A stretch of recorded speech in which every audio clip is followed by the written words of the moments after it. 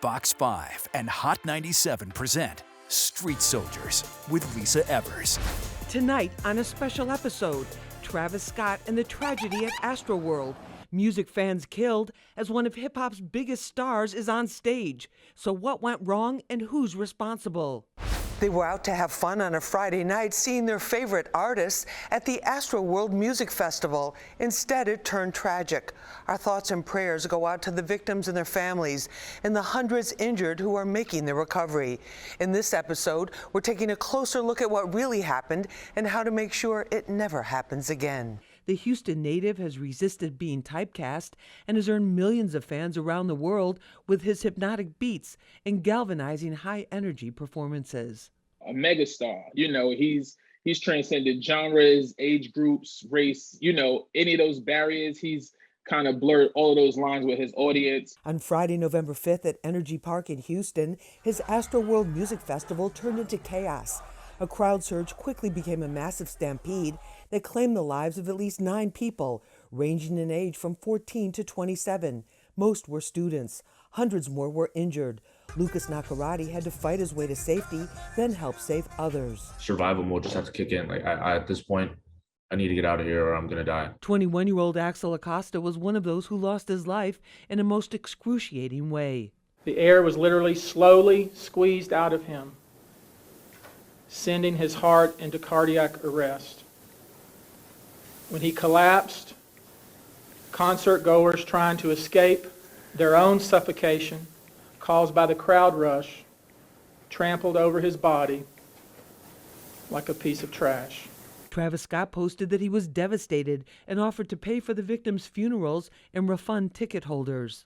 We've been working closely with everyone to just try to get to the bottom of this. The City of Houston, HPD, Fire Department, everyone to help us figure this out. Multiple investigations are underway, with investigators combing through items left behind as concertgoers fled for their lives. Houston Mayor Sylvester Turner says the 56-page safety plan filed by Live Nation included contingencies for active shooters, terror attacks, and medical emergencies, but not crowd surges. Everyone demands and is entitled to answers. There are questions to be answered. How did this happen? That's certainly a question at the top of mind for me. How did it happen? Where were there missteps? There are many perspectives on this. Let's find out more from our special guests, starting with Teray of SiriusXM. Give us a sense of Travis Scott, because he's one of the biggest hip-hop superstars that's out there right now. Just give us a sense of his career and where he's at and what he means to hip-hop. Man, Travis obviously is just one of the biggest artists that we've seen. He's what you call a superstar, a megastar. He's transcended genres, age groups, race, any of those barriers. He's kind of blurred all of those lines with his audience. He's outside of the music that he sells and does extremely well. I mean, we've seen the merch fly off the shelves, the sneakers, people camp out for days, his partnerships with various brands like McDonald's. Like, he can sell anything. He's a mega super rap star, super rock star. And, him having a festival of that magnitude also just speaks volumes to his celebrity and fan base. And what is it about him in terms of his live performances that just galvanizes audiences so much? Man, I mean, for lack of a better term, it's like a cult-like following. Like, he gives so much energy. Obviously, the music resonates with the audience, but then just everything else that comes with it, the lights, the fire, the smoke, the fact that he climbs to, the top of it, he just really gives it all. It's not your average walk across the stage. He's a true performer. And then in terms of this tragic incident, obviously our condolences go out to everyone who lost someone and to the people that were injured. It was just atypical of things that have happened in the past. Do you think this is going to put a damper on large venue hip hop events, moving forward, just especially now as so many things are really getting going again and people are just happy to be out? For sure. Insurance was already high, but again, these are the reasons why, like, when I'm at a show and I see a lot of security, I'm like, man, there's so much security. But this is why, you need to have security with proper training. This is why you need to have medical staff with proper training. And, as much as hip hop doesn't want police presence there, if that brings the wrong kind of energy, you still need something in place to ensure that these things don't happen. When you have that many people in that much space with that much energy, and it's just a lot. It's for things to not go wrong, it takes a bunch of people doing the right thing at the right time. And unfortunately, this is what happened when everything is not in place properly. And in terms of Travis, he put out a message right away to his fans that how upset he was about what had happened, how sad he was. He's pledged to help the victims' families. Do you think that this incident will tarnish his career opportunities moving forward? Or do you think these are things that happen and you can't lay it all on the artists because they're the ones that are the most famous? Right. I mean, it's really tough to say. I think that a thorough investigation is going to be needed because, you see footage and you see certain things from certain perspectives, and obviously people who were there starting to write, about their experience as well. But you really, before you can place the blame anywhere, because my personal opinion is that a lot of mistakes were made. Like, this doesn't happen because one person does the wrong thing. I think a lot of mistakes were made, and until they do like a thorough investigation, you're not going to fully know the magnitude of what happened or why, like this domino effect happened of just, a huge entire tragedy. Exactly. And like a lot of the big concerts that we see in New York and New Jersey, there's paramedics that are on standby in case somebody passes out or had too much to drink or gets heat exhaustion or whatever. There's there's local police, there's private security, there's venue security, there's certain pathways, you can't just like jump a fence and get in either, Yeah. I mean, when I saw the breach at like that VIP entrance earlier in the day, I said, man, this is an indication of what's to come. And it's so unfortunate because at that moment, when you already have people at the venue, you have people who paid, it's almost impossible to cancel the show because that can incite a riot just as much as, things that happened and, that took place. But that was just a really big indication of what was to come. And again, man, it's unfortunate and so tragic, Lisa. No, definitely. And hopefully lessons will be learned from this. And do you think it will have an impact on future concerts? Hip hop concerts, especially? I'm pretty sure, hip hop is always public enemy number one. So this just gives venues and, places and people reasons to say they don't want to book hip hop. But, things like this it's just a freak, it's a freak occurrence.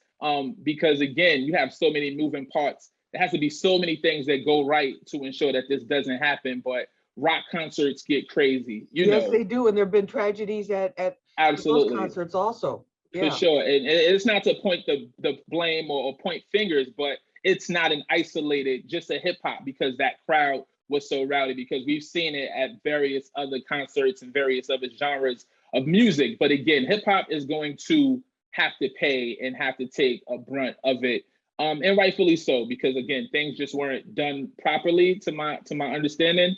But again, it shouldn't shy away from people getting out and having a good time, especially with us just coming off a lockdown. People just wanted to get out and be around friends and fun and enjoy music and just get back to some sense of normalcy. And there's been a ton of concerts that went off without a hitch. Big festivals like Rolling Loud. You guys just had Summer Jam. So, this is not the norm. This is definitely just like a freak occurrence that was tragic and shouldn't have took place. No, definitely. And hip hop will go on, the music will go on, and hopefully whatever the genre, there'll be proper safeguards in place so everyone can have a good time and just really let loose and enjoy themselves in a safe manner. Yeah, that's what it's about. Getting out and having a good time and having fun. Man, I just want to send again, man, condolences out to the people who lost a loved one, anybody who was directly affected. Obviously, us as a music community are all affected, but the people who were, directly impacted and suffered loss, I just want to send condolences and love out to them. Oh, definitely. Teray, thank you so much for being with us. Lisa, thank you so much. All right, thank you. Coming up, more of my interview with a concert goer who survived the chaos. Let's hear now from Lucas Nakarati. He was at the concert and in the middle of everything. You're at the front, you're close to the stage, you're seeing you're close to where Travis Scott is going to be performing. and then you decide to leave because it's just getting too crazy. Like, what were you feeling as you're trying to make your way through that crowd that you could barely move through? I was just feeling, like I said, I was feeling like survival mode just had to kick in. Like I at this point, I need to get out of here or I'm gonna die. And I was just in so much pain that I just had to do whatever I could to just get out of there. And then what was the heat like there? Was it a hot day or hot night there? It was actually pretty cold. It was pretty cold actually, and a lot of that's the problem is a lot of people had jackets, a lot of people had double layers on, especially some of these girls. And I was just shirtless, completely shirtless, and I was sweating profusely. I was just sweating like crazy because of how much it was literally like an oven was under us. And as soon as any small gap opened, you could just feel this heat just rising. So these girls that are shorter than I was definitely felt that firsthand, and that's why they were passing out, suffering, dehydrated, and you couldn't do anything. I feel like even if you had water in your backpack, you probably could not get that. You probably couldn't get back to the backpack. Oh no, I had a drawstring. I had like a little bag, and it was just ripping my skin apart. I just couldn't even hold it. It was just getting pulled down so hard, until it started actually ripped on me, and it was just, it doesn't matter what I left behind. I was either that or my life. So I decided I had to just get out of there. Tell me about that moment when you realized I have to get out of here because I could really die here. Right. And that's when it was exactly when everyone the beat dropped, and everyone started trying to jump up and down, which we just really couldn't. And that's when my feet just started getting smushed up on and just crushed, and my shoes just got left behind. And when people behind me just started falling, and that's exactly when I just realized I need to get out of here. This is not the vibe. Someone's gonna get seriously hurt here. So. And then tell me about what it felt like when you came, when that second surge, that big surge started towards the stage. So that's when everyone started falling, and that's when I had to, unfortunately, I just felt when I almost fell and I realized that if I fall I die, I just kicked my leg back, and I unfortunately, just like I said, all I felt was stepping on someone's chest and someone's shin bones, and I just felt whatever breaking under me, and I just had to push and just keep walking forward, because if it was either me falling back and getting crushed on, or just keep walking. And I had this girl that I had to try to help get out of there, because she looked like she was about to die too. And then did you give her CPR? Well, I don't know how you could even give anybody CPR under those circumstances. So she wasn't the girl that I gave CPR to. The CPR was towards as we made our way towards the end of the crowd, it starts spreading out just a little bit. When you're right in the middle, you're tightly packed. Towards the end, it's just a little bit more space. And then I would say about 20 to 30 people from being free, this other girl started screaming and just screaming. And I was just listening, like, where's that coming from? And I saw her come right next to me. She was a couple people away. And she was like, please, someone help me. I can't breathe. I'm dying. And I'm like, what? I was just like, what the heck? And I saw her, and I grabbed her, and she started fainting, and her eyes were just jittery. So as I grabbed her, I started just like holding her towards the end of the crowd. And so about 20 people out, there was space enough where we could lay down. So I put her down, and I started yelling at her because she started becoming unresponsive. And at that point, I was just like slapping her face. I was yelling at her. I started checking her pulse. I just didn't feel any kind of just anything. So I started giving her CPR for about a minute and a half. And people are still running. They didn't really care. And for about a minute and a half, maybe 2 minutes, she became responsive again, and she just started breathing. She was just panicking, and some girls saw that and ran over to us. And I explained to her what happened very briefly. As I was looking for a security guard, I just looked to my right, and I see this guy just getting completely crushed on the floor. He looked like a lifeless body. So I ran to him because I just realized this girl's, even if she's not okay, she's at least breathing.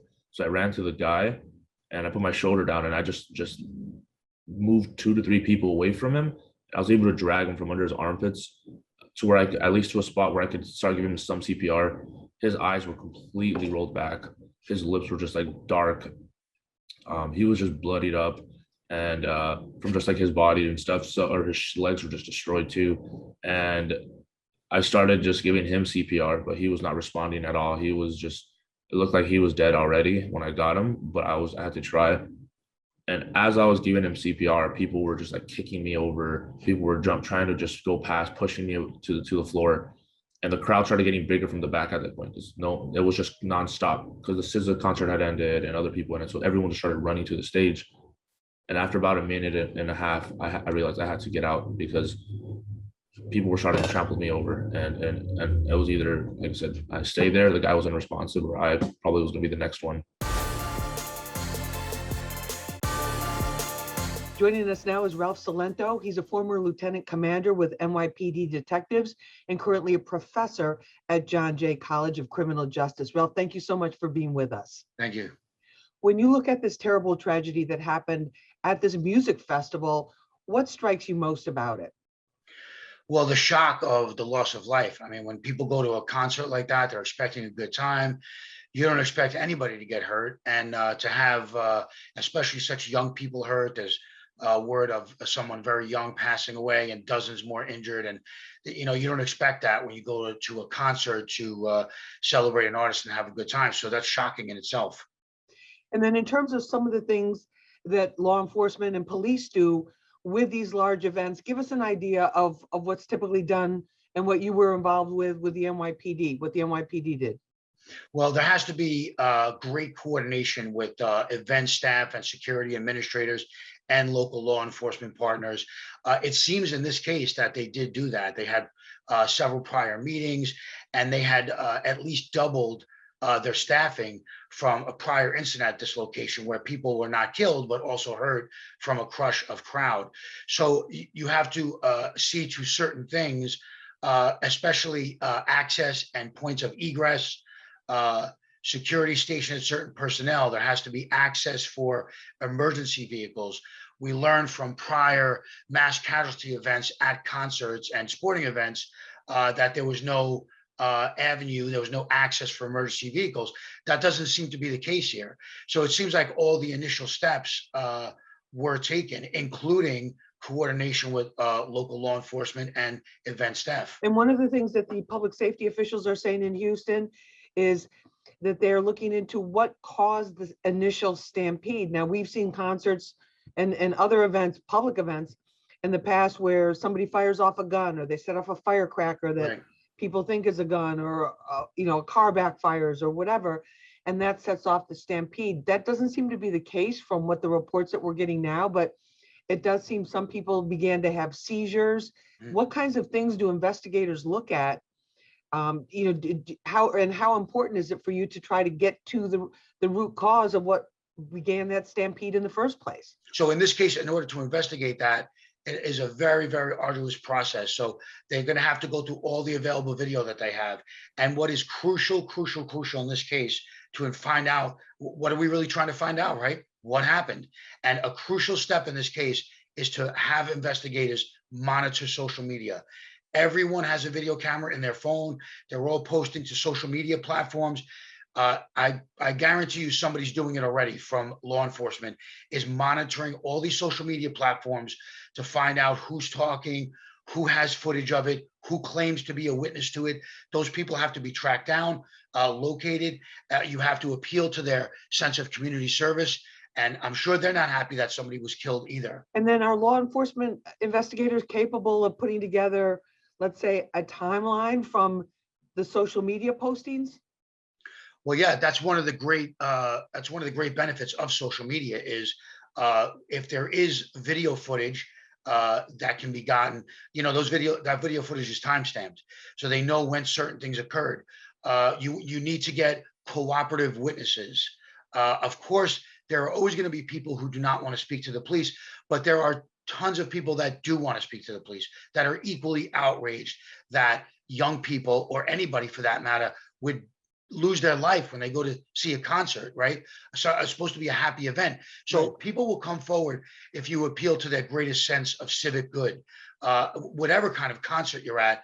And obviously Travis Scott, we hear, is very upset by it also. All right, Ralph, thank you so much for being with us. We appreciate it. Of course. Thank you, Lisa. Thanks for joining us for this episode of Street Soldiers on the Astroworld tragedy. You can watch it again and share it on our Fox 5 NY YouTube page. Remember, use your mind, it's your best weapon. I'm Lisa Evers. Let's push for peace, love, and justice for all.